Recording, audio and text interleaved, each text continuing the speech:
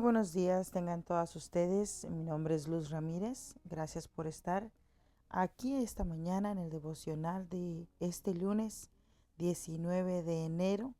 Estamos ya entrando en los finales días de este maravilloso mes y hemos sido sorprendidos por Dios. Gracias damos a su Espíritu porque Él es el que nos sorprende día a día y es por la bondad de Dios que no hemos sido consumidos y es por la bondad de Dios que hoy seguimos adelante. Así que en esta mañana, bienvenidas todas, que el Señor les continúe sorprendiendo.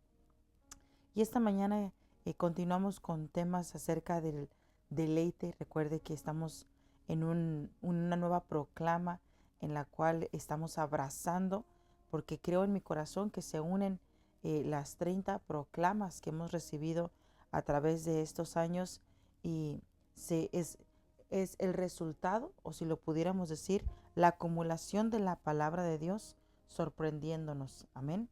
Así que, bueno, hoy quiero hablar acerca de un tema que tiene como título Dos estaturas. Esta es una espiga que colecté de nuestro apóstol, así que espero en la bondad de Dios que sea de bendición para ustedes. Quiero iniciar con el versículo encontrado en Salmos 118, verso 6. Capítulo 118, verso 6. Es lo que vamos a hacer. El Señor está conmigo, no temeré lo que me pueda hacer el hombre. Vamos a orar. Padre, en el nombre de Jesús, en esta mañana te doy gracias por tu bendición, porque nos das la vida, nos das salud, pones alegría en nuestros corazones. Te doy gracias, Señor, porque pones gozo inexplicable en nosotros. Tu paz sobrepasa nuestro entendimiento. Y en esta hora, Señor, yo te doy gracias. Yo te doy gracias porque mañana tras mañana nos sorprendes. Mañana tras mañana, Señor, nos bendices. Te doy gracias. No hay manera para agradecer lo suficiente. Solo te puedo rogar que nos des un corazón fiel. Solo te puedo rogar que nos permitas corresponder al amor que tú nos tienes y que este año del deleite nos saturemos de tu Espíritu Santo, que nos sumerjamos en su presencia, que nos empapemos de tal forma que sea evidente que estamos llenos de Él, que el fruto que demos sea agradable a tu paladar, Señor, y que podamos volvernos tu contentamiento. Queremos poner una sonrisa en tu rostro, Señor. Ayúdanos a lograr esa meta que está fuerte en nuestros corazones. Háblame a través de tu palabra, Señor. Sígueme formando, sígueme moldeando, sígueme transformando. Termina la obra que en mí comenzaste, Señor, te lo suplico en el nombre de Jesús. Amén. Voy a estar hablando acerca de dos estaturas. Las dos estaturas son buenas, pero una es mejor que la otra. En el Salmo 118, verso 6, leemos una porción maravillosa que dice, el Señor está conmigo, no temeré lo que me pueda hacer el hombre. Notamos en esta porción bíblica que Dios está con nosotros. Desde antes de la creación del mundo, Dios ya había dispuesto estar con nosotros. Amén. Pero el hombre tomó una decisión, se independizó de Dios, ¿verdad? Entonces aquí cambiaron los papeles. El hombre empezó a hacer sus propias decisiones, empezó a tomar su propia sabiduría como mapa, como guía, como el timón de su vida. Entonces, cuando Dios estaba con el hombre no tenía temor. Pero en el momento en que el hombre comenzó a tomar sus propias decisiones, una de las consecuencias de eso fue el temor. Y fue la inseguridad y el sentirse incapaz de hacer algo. Pero en la cruz Jesucristo vino a restaurar eso. En Santiago 4:8 dice, acercaos a Dios y Él se acercará a vosotros. Santiago nos deja ver la otra estatura, el seguir nosotros a Dios. Entonces, cuando Dios va con nosotros, hay una seguridad. Pero cuando nosotros decidimos seguir a Dios, estamos en una estatura diferente.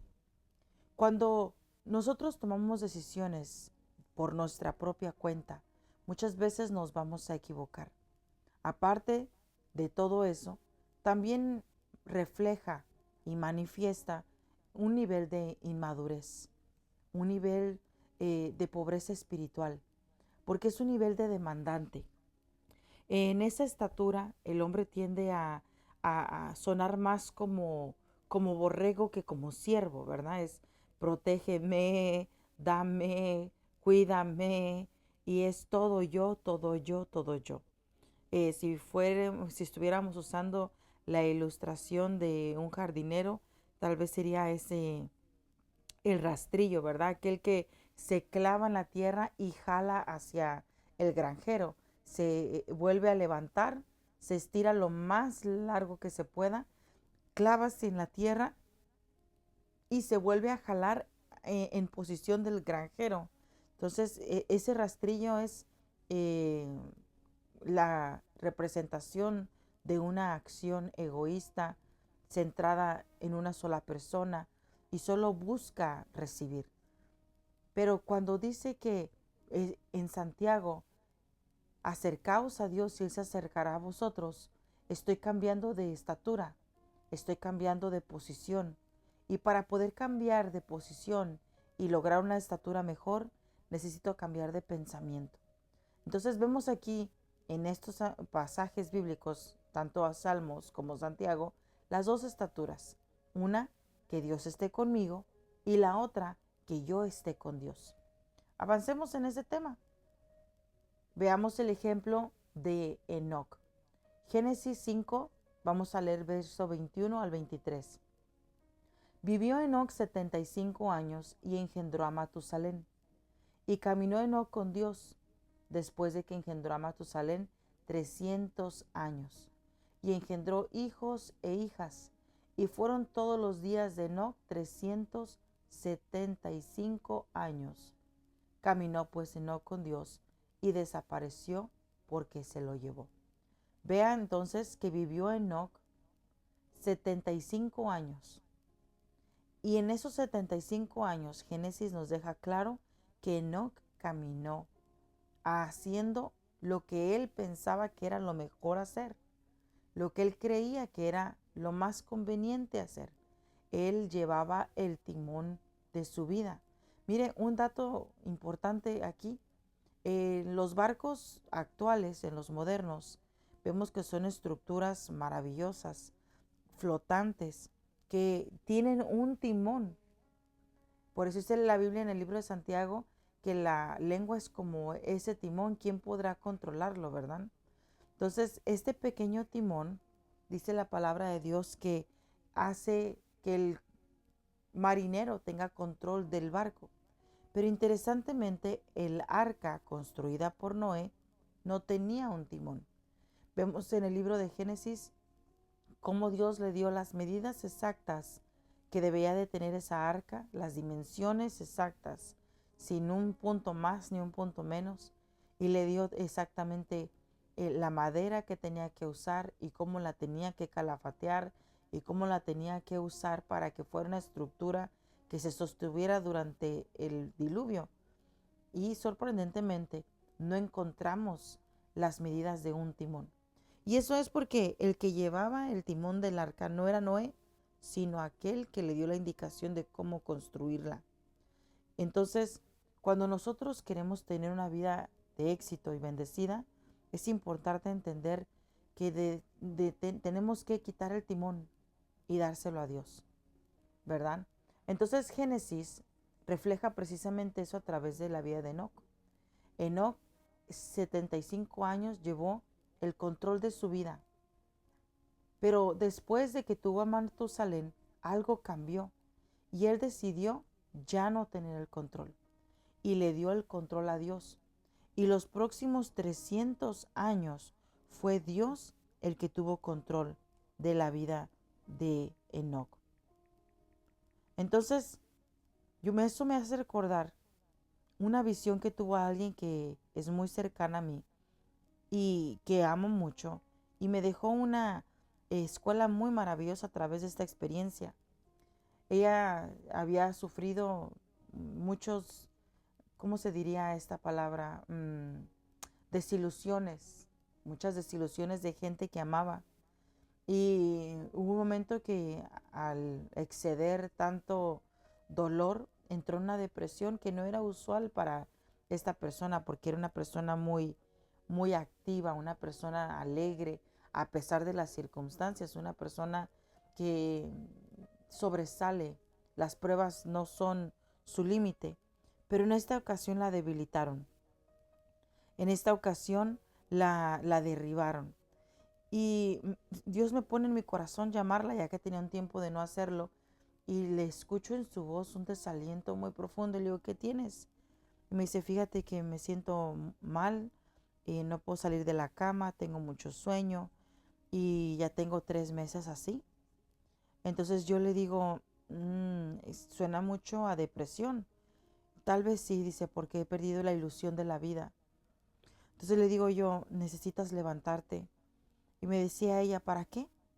Entonces yo le decía, deberías ir a la iglesia y cerca de contigo hay una iglesia cristiana. Y ella me decía, no, yo no tengo ganas de eso. Entonces, pero si Dios tiene un plan conmigo, dijo ella, que traiga a alguien aquí cerca de mi casa que abra una casa de oración o un lugar donde enseñen la palabra. Porque esta persona no era cristiana, era 100% católica y se rehusaba completamente a asistir a una iglesia cristiana, porque lo consideraba una traición a sus creencias. Dios tan maravilloso, no tardó mucho, al final de la semana recibió una notificación en su puerta. Le habían dejado un panfleto donde le decían que había una mujer de la iglesia católica y dio el nombre y que estaba abriendo una noche de oración, comenzando precisamente con ese viernes a las 9 de la noche. Y mi primo me dice, mira, ¿cómo ves? Atiendo. Yo le digo, ve, ve. Y asistió. Empezaron a cantar cantos de adoración. Me decía ella, fíjate que cantan canciones como las de la iglesia de ustedes. Y me gustó mucho. Entonces empecé a meditar en la letra de esas canciones y empecé a dejarme consolar por esas canciones. Y de repente, dice, empecé a ver a mi alrededor y estaba en un lugar muy armonioso.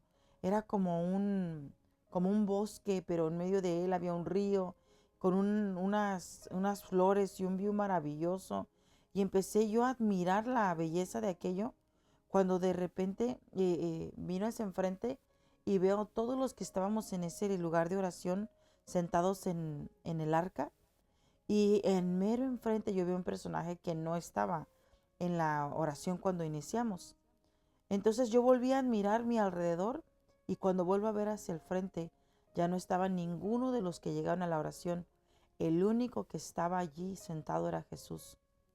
Y él sentado ahí habló a mi corazón porque no movió sus labios, pero pude oír su voz y me dijo, todo este tiempo tú has llevado el timón de tu vida, pero hoy yo voy a llevar el timón de tu vida.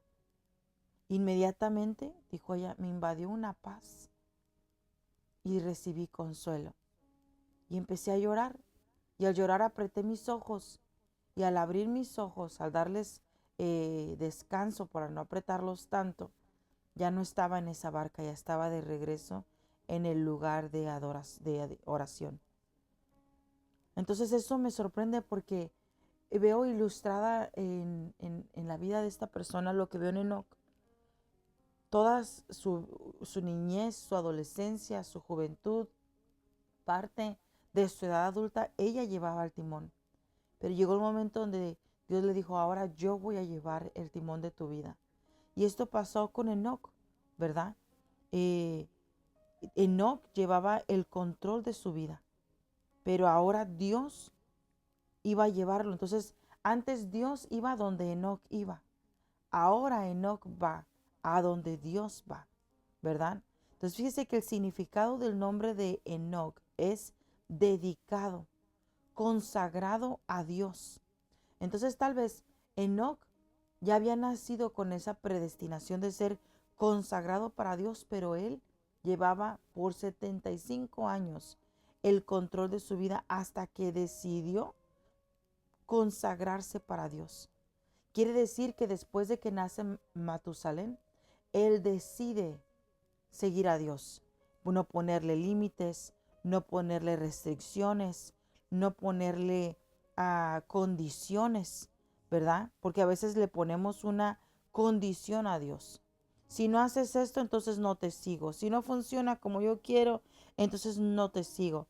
Vemos en Enoc que él tuvo que cambiar de mentalidad y poner una fe en Dios y comprometer su vida física, mental, sentimental y espiritual para seguir a Dios. Y decidió tener una relación cercana con Él. Entonces antes Dios iba donde Enoc iba, pero ahora Enoc va a donde Dios va. Entonces dice al final de este verso en el 23, caminó pues Enoc con Dios y desapareció porque le llevó Dios. Note cómo dice Enoc 75 años a su estilo de vida él engendraba, pero después en la estatura siguiente caminó pues Enoc con Dios. Amén. Entonces avancemos. Enoc no solo creyó en Dios, sino que comenzó a vivir a la manera de Dios. Gálatas 2:20 dice, el Señor está conmigo, no temeré lo que me pueda hacer el hombre. Entonces, cuando vamos detrás de Dios, Él viene a derribar ese enemigo del temor y confiados vamos detrás de Dios. Primera de Juan 3:24 dice, el que guarda sus mandamientos permanece en Dios y Dios en él. Note cómo Juan nos revela ir detrás de Dios para que Dios permanezca en nosotros. Entonces, para poder abrir la puerta del corazón y que Él habite en nosotros y que nosotros tengamos los ojos abiertos para ir detrás de Él, es un paso inicial que es guardar sus mandamientos, guardar su palabra, tener presente lo que Él nos ha enseñado. Entonces vemos aquí las dos estaturas. Revisemos una vez más la estatura de demandante. La estatura de alguien inmaduro se refleja en su expresión continua de vine a la iglesia para que Dios me bendiga. Vine a la iglesia para que Dios conteste mis oraciones. Vine a la iglesia para que Dios me ayude. Vine a la iglesia para que Dios solucione mi problema. Entonces, en esta postura hay una porción de fe, pero esta porción de fe es solo para recibir, recibir, recibir. Entonces, la palabra de Dios nos enseña que aquel que viene con necesidad, Dios no lo echa fuera, pero esa posición de inmadurez es muy limitante, porque nunca te permite experimentar la plenitud de Dios. Santiago 4:3 nos dice, pedís y no recibís, porque pedís mal, para gastar en vuestros deleites. Esta posición de demandante solo pide lo suficiente para yo estar feliz en la tierra, pero no me está llevando a acumular tesoros en el reino. Esta actitud de demandante es una paz circunstancial, porque como me gasto rápido la bendición de la paz, entonces no perdura, porque esta paz solo la quiero momentáneamente y la malgasto, la uso mal. Pues estoy pidiendo solo para este tiempo, esta vida que estamos viviendo, pero no una paz que nos va a llevar a tomar decisiones para ser personas que se preparan para la eternidad. Pedís y recibís y no recibís, porque pides mal, porque pides solo para gastar en tu deseo terrenal, temporal. Avancemos. Una estatura mayor, la estatura de la gratitud. Esta no viene a pedir, esta viene a dar. Y en esta posición estás consciente que hay veces que vas a recibir abundantemente, pero hay veces que no vas a recibir. Pero igual te mantienes en esa posición de gratitud. Esta estatura desde ya revelas que estás en una posición superior a la carnal, porque vienes a dar de lo que ya recibiste. Hechos 20:35 dice, más bienaventurado es dar que recibir. ¿Por qué? Porque aquel que da, ya da de lo que ha recibido. Veamos el ejemplo de la mujer del alabastro. Aquella mujer que rompió un frasco que contenía un perfume carísimo. Esta mujer, cuando interrumpió la asamblea, el lugar de reunión donde estaban todos los fariseos y todos aquellos que cuestionaban a Jesús como si es o no hijo de Dios, ella vino a dar. Y llegó a dar porque ya había recibido gracia, había recibido perdón, había recibido amor. Lucas 7:47 dice, porque mucho se le perdona, ama mucho. A esta mujer se le perdonaron muchos pecados. Dice la Biblia que fue liberada de 7 espíritus inmundos. Ella recibió gracia, ese regalo no comprado, no trabajado, no merecido. Recibió el favor de Dios y en ese regalo recibe perdón y puede experimentar el amor de Dios. Y ese amor la hace desbordarse en gratitud. Entendió que se le había perdonado, entendió que ya se le había amado. Y Dios nos dice en su palabra que Él nos ha amado desde antes de la fundación del mundo. Él nos ha amado desde antes que naciéramos, con amor eterno. Siendo aún enemigos de Dios, nos amó. Y porque nos amó, envió a Cristo Jesús, su único Hijo, a tomar nuestro lugar. Ya no necesito yo ser castigado como paga del pecado, porque la paga del pecado es muerte. Ya no necesito morir, ahora en Cristo recibo vida. Y esta mujer entendió esto. Entonces interrumpió la asamblea para romper ese alabastro. Entonces esa es una estatura mayor. Amén. Entonces el corazón dador es una estatura que debemos alcanzar. Segunda de Corintios 9:7 dice, cada uno dé como propuso en su corazón, porque Dios ama al dador alegre. Cuando reconocemos que todo lo que somos y que todo lo que tenemos y que todo lo que logramos alcanzar es por la gracia, la misericordia y el favor de Dios. Y aquí es cuando venimos a rendir las coronas delante de Dios, coronas de gracia, corona de favor, corona de misericordia, nos corona de bondad, nos corona con su amor. Rendimos toda corona delante de Él. Con alegría damos, con alegría nos entregamos. Entonces, ¿qué es lo que buscamos? Volvernos contentamiento para Dios. Cuando buscamos cambiar de estatura, no tener la estatura de demandante, sino tener la estatura de agradecido, queremos entonces agradar a Dios. Queremos entonces conquistar el corazón de Dios, volviéndonos complacientes hacia Él. Amén. Volviéndonos alegres para Él. Entonces, no solo busques recibir, busca dar. Mateo 3:17 dice, este es mi Hijo amado, en quien tengo complacencia. Notemos un dato importante. En el libro de Mateo 3:17, Jesús no había hecho aún milagros. Jesús no había hecho aún grandes prodigios y señales y maravillas, pero ya el Padre le llamaba su deleite. Ya para el Padre Jesús era complaciente. ¿Por qué? Porque ya estaba actuando caminando y obrando desde la posición de obediencia y reconocí a Dios como su Padre. Entonces comencemos ahí, reconociendo a Dios como nuestro Padre y buscando obedecerle para volvernos deleite para Él, para volvernos complacencia para Él. Hace muchos años yo escuché la enseñanza acerca de volvernos complacientes para Dios. Y siempre ha estado en mi corazón, Señor, yo quiero dibujar en tu rostro una sonrisa.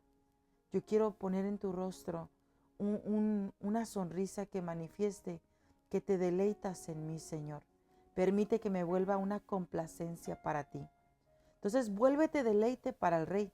Génesis 49:20 dice, de hacer será su pan, y él proveerá deleites al Rey. Hacer significa feliz, alegre. Entonces, propone en tu corazón convertirte en una ofrenda que se entregue con alegría, con agradecimiento, delante de su presencia, para que el Rey se deleite. Y quiero finalizar con esto. Jesús ya fue a la cruz. Él ya dio su vida por nosotros. Ahora ve tú al altar. En Juan 15:13 aprendemos que Jesús se entregó por amor y tomó nuestro lugar. Dice la palabra, nadie tiene mayor que este, que uno ponga su vida por sus amigos. Jesús ya puso su vida en la cruz. Romanos 12:1 dice, así que hermanos, os ruego por la misericordia de Dios, que presentéis vuestros cuerpos en sacrificio vivo, santo, agradable a Dios. Ahora tú pon tu vida en el altar. Jesús vino a buscarte y ahora a nosotros nos corresponde ir al altar para buscarlo a Él, para encontrarlo a Él, para sentarnos con Él y deleitarnos en su presencia.